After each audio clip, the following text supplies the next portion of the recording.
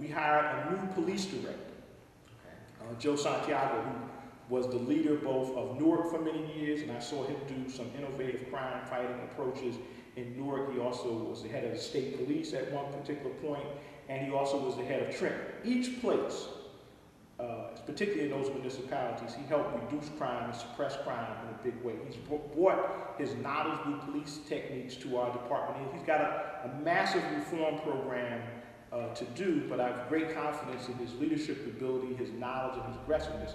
So we also opened up a community center right here in the North Ward behind the high school, where we had an after-school program. We never had an organized after-school program and recreation program in the North Ward, but now we have that, and we have some federal money to support that. We opened up a new community center in Chancellor Avenue Park to, again, as an incentive for young people to have some wholesome activity. And the Gatling Center has always been our staple. The other thing that we've done, which kind of dovetails into education, Irvington was the first town, and the township got the grant, and we engaged the school district. We have what we call the Phoenix curriculum, which is taught in Irvington schools.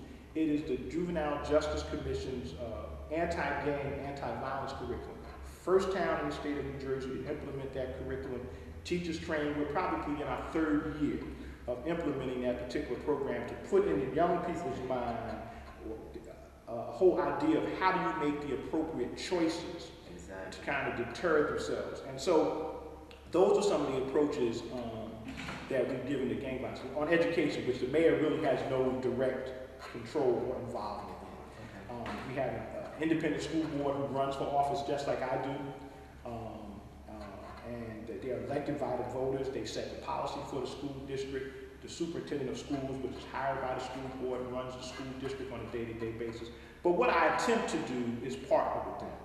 We fund some programs through Community Development Block Grant. Like one of our most successful programs is the Ambassadors Program, where young people, and a young lady came to us who runs it, Catherine Sauls, a few years ago, and talked about how she could get exposure to young people to careers in foreign service. And we thought that was a little bit limiting, so we said, why don't you expose to all kinds of careers and so forth. So she agreed to do that, and it was a program targeted to young ladies. Now the program, which is expanded, you have the Irvington Ambassadors, you have the Irvington Diplomats, you even have a middle school program.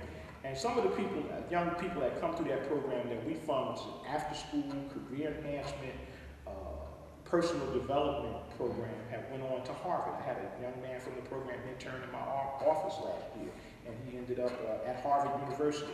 These are some of the hidden stories that you never hear in the popular press about some of the achievements of our young people coming here from the township of Irvington.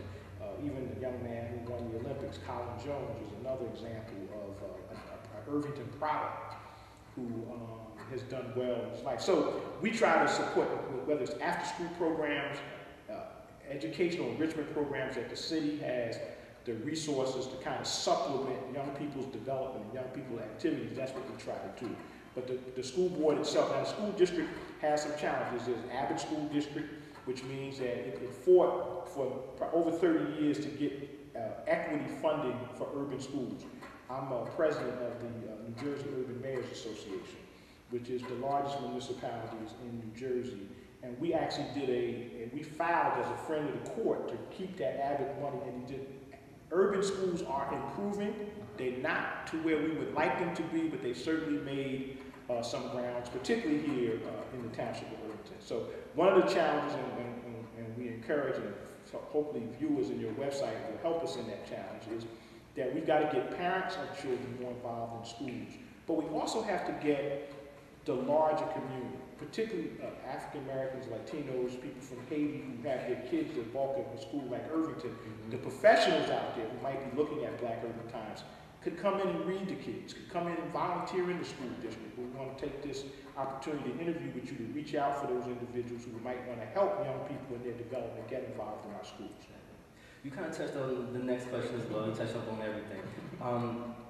What do you feel are going to be the best things happening to the city because of President Obama's being elected? Well, I think the president is absolutely right to begin to look at how he can get resources down to the local level that benefit people. it's going to be interesting in that process. We have about $20 million of requests for infrastructure and things for the township of Irvington.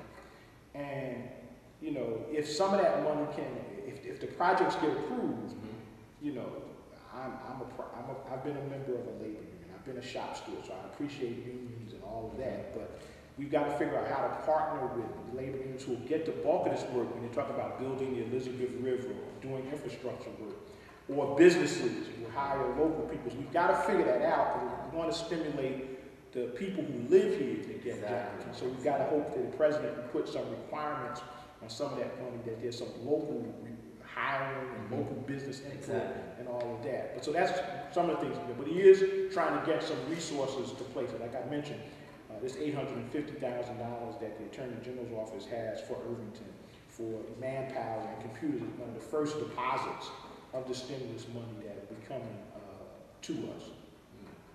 So that kind of goes on with the technology that's going to be used.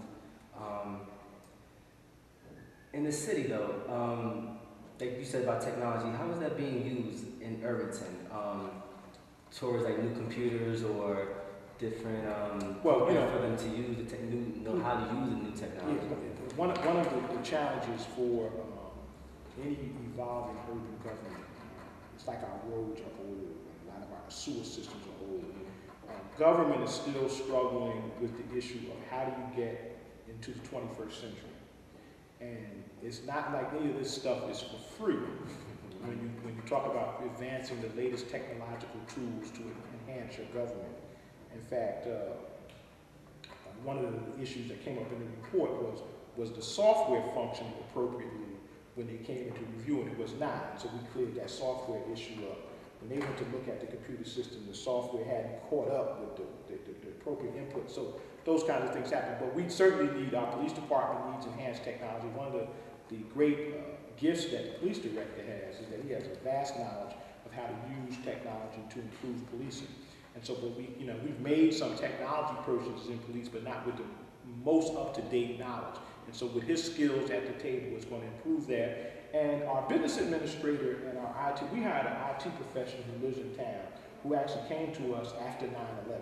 Didn't want to work in New York anymore. Certainly we couldn't pay him what he was making for a private sector company at the time, but it was worth to him not to go into New York every day and to be close to home.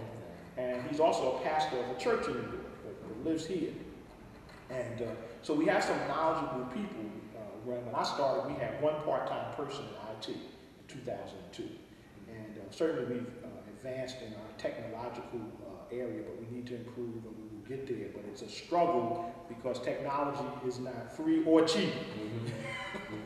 How can the Irvington people make Irvington better? Oh, let's start with some basics, because a community is really a reflection of its people.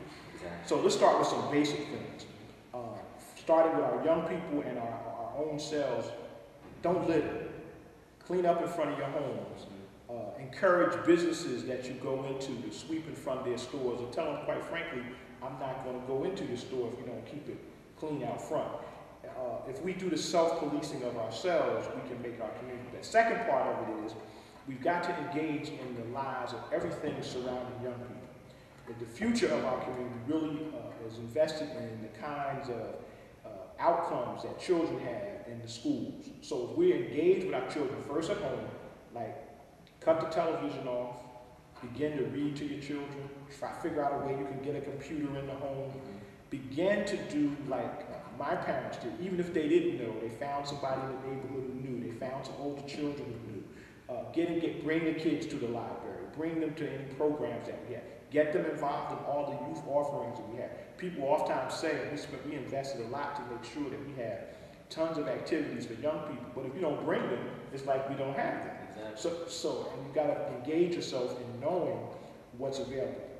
The other thing that I would encourage is that we've got to figure out, and we have a bustling shopping area. One of the things that we are fortunate to do is that even in this recession, you don't see many vacant stores out there in the Irvington Center, and you still see it pretty relatively busy, but we need to get people to shop more in town.